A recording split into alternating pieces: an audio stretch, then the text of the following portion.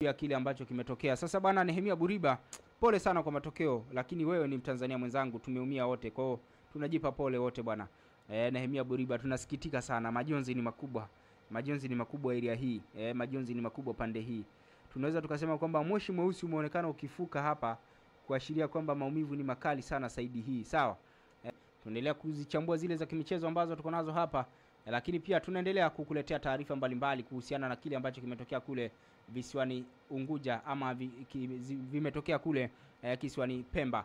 Lakini pia bwana Ali Shabani Kamwe, msemaji wa klabu ya soka ya Yanga, yeye ameonyesha kufurahishwa sana na matokeo ambayo yamepatikana hapa. Ameonekana kufurahishwa sana na kile ambacho kimetokea huko.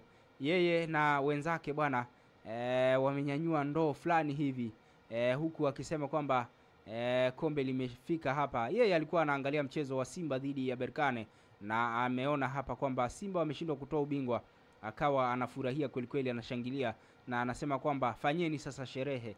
Kwa maana asubuhi kulizuka zile taarifa kuna mtu fulani hivi aliandaa kama utani hivi, aliandaa kama tafrija fulani, aliandaa kama karatiba fulani hivi kwamba Simba wakibeba kombe watafanya yafuatayo. Wakaandika pale kwamba watafanya hiki na hiki na hiki na hiki, lakini baada ya hapo mambo yameenda ndivyo sivyo, hayajaenda kama ilivyopangwa bwana.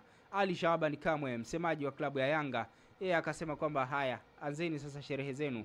Ndicho ambacho alikiandika Ali Shabani Kamwe, lakini akaposti video katika ukurasa wake wa Instagram akiwa anashangilia na wenzake, na ndicho ambacho kimeonekana kumkosha kweli Ali Kamwe. Sasa ngoja nikuambie kile ambacho Ali Shabani Kamwe amekizungumza hapa. Ali Shabani Kamwe ameposti kwenye ukurasa wake wa Instagram,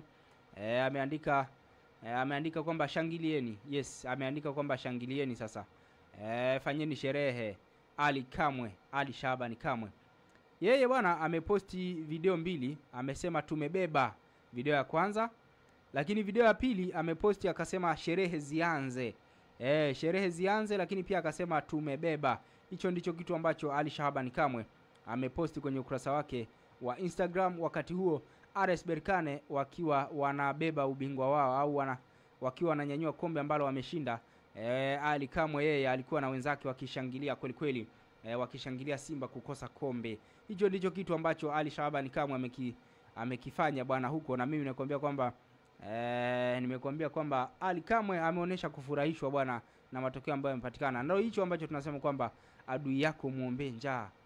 Najua wana Yanga wengi watakuwa wamefurahi kweli kweli na matokeo haya, lakini tunasema kwamba na wao pia waliumia na watu wengine walishangilia. Kwa hiyo bwana tunasema kwamba malipo ni hapa duniani kama ambavyo Yanga wamefanya. Kwa hiyo Yanga bwana wameshangilia kama ambavyo watu wengine pia walishangilia wao kukosa kombe.